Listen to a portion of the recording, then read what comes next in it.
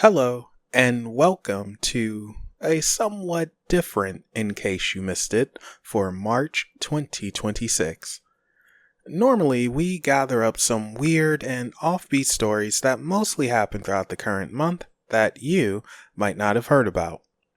However, this month I decided to talk about a story that's popular and quite important in regards to American freedoms and rights. This is Joseph Edgar Foreman, better known as Afroman, and he's an American rapper from Los Angeles, and he's best known for his song, Because I Got High. However, he's now known as the most patriotic American for standing up for the First Amendment, which is basically freedom of speech without fear of government interference. To understand everything going on, we must first go back to 2022 in Adams County, Ohio, where Afroman currently lives. Now, the Adams County Sheriff's Department obtained a search warrant based off false information provided by an informant to search Afroman's residence. The informant said that Afroman had large amounts of narcotics and was kidnapping and trafficking people, as well as keeping people locked up in his basement dungeon. FYI, there is no basement on the property. Now, instead of the sheriffs doing a proper investigation to somewhat verify claims from the informant, they instead went full-on Keystone Cops and raided Afroman's home.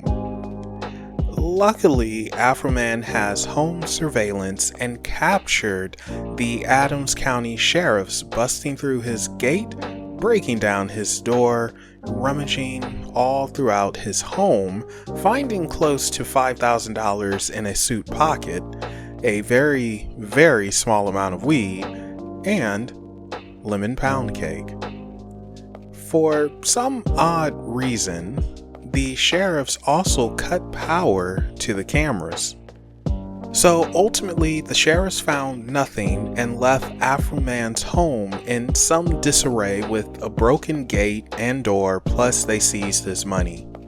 Upon going down to the sheriff's department to retrieve his seized money, the receptionist informed Afroman that his money was $400 short, which he was not reimbursed for. So, being out thousands of dollars because of damage caused by Adams County sheriffs and then stealing his money, Afroman decided to make songs about his experiences and shared camera footage of the sheriffs in his home and basically called them out. Mama's lemon pound cake, it tastes so nice. It made the sheriff wanna put down his gun and cut him a slice. Will you help me repair my gate? Will you help me repair my door? Did you find what you was looking for? Will you help me repair my gate and door? Will you help me repair my door? And lemon pound cake really caught on. And in response to being called out in said songs, several deputies decided to sue Afroman for defamation, claiming his songs ruined their reputation.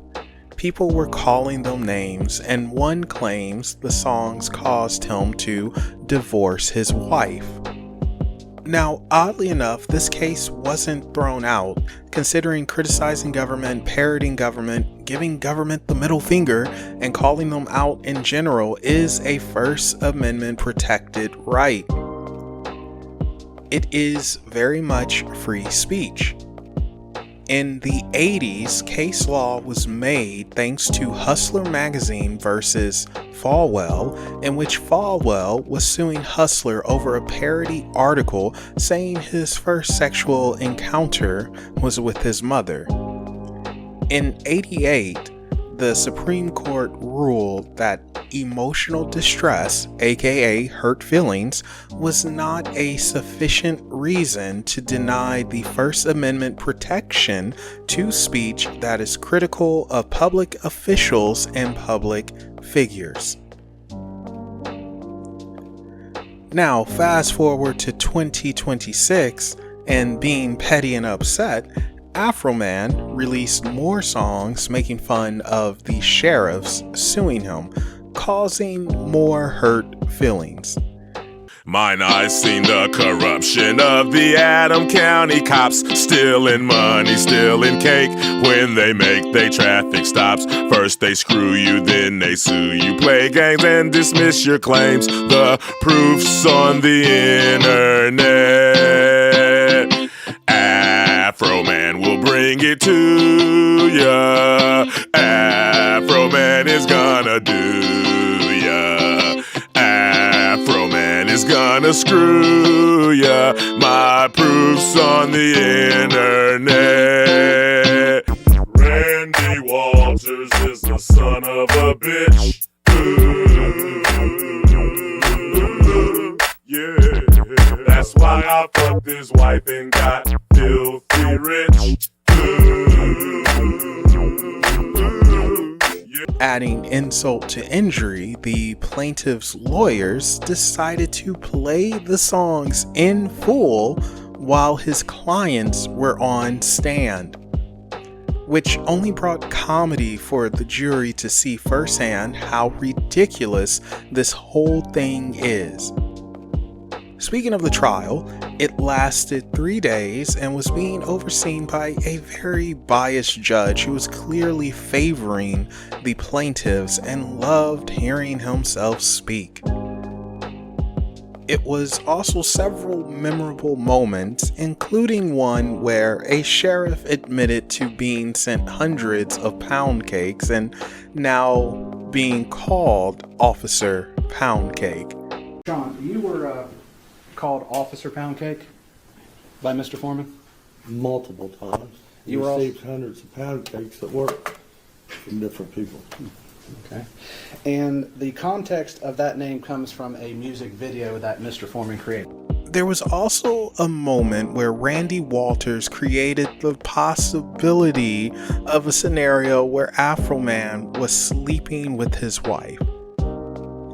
So you're solely being painted in a false light due to Mr. Walters saying he had sex with your wife. Mr. Walters does have sex with Mr. Foreman does. Good catch on that. Yeah. So you're claiming that is the defamation statement, is that he said he had sex with your wife. Yes. Okay. And that's painted you in a false light. It's caused tremendous pain in my life. I'll get to that. We have to go through false light first. So does it paint you in a false light? Yes, that my wife is cheating on me with Mr. Foreman. But we all know that's not true, correct? I don't know.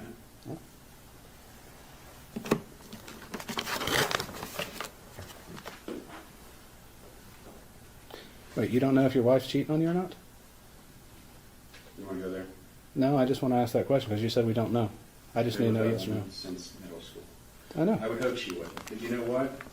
Once somebody puts it out there for their fun and entertainment, it's out there. And it's a problem. People are being a little too hard on Randy for this, because if he admitted that he knew Afroman wasn't sleeping with his wife, then it would mean that the song didn't cause him problems and he knew it was unbelievable, which would pretty much instantly kill his claim. Also, in closing statements, the plaintiff's attorney mentioned how the jury were chosen by God. There's a power higher than us that brought you here today to do this job, and that you are the chosen people to do it. Oh, yeah? Well, me and the Lord, we got an understanding. We're on a mission from God. While this case has some funny moments, truth is a precedent could have been set and led to dire consequences in regards to speaking out about law enforcement and government in general. Fortunately, the jury saw through the nonsense and ruled in favor of Afroman. Not only was this a flawless victory for Afroman, but for the First Amendment as a whole. This has created case law and doubles down on free speech being protected in this country. Funnily, if the sheriff's department would have done right, an embarrassing moment in a small town would not have blown up into a worldwide news story. And now Adams County, Ohio Sheriff's Department has more eyes on them, with more of their dirty little secrets being exposed and millions of people pointing fingers and laughing at them. And that concludes a special In Case You Missed It for March 2026. Thank you all for watching, and if you have your own offbeat and weird stories, be sure to share it with us in the comment section down below, or share it on social media. Also, don't forget to like and subscribe to Unexplained Possibilities. Thank you again for watching, and we will be seeing you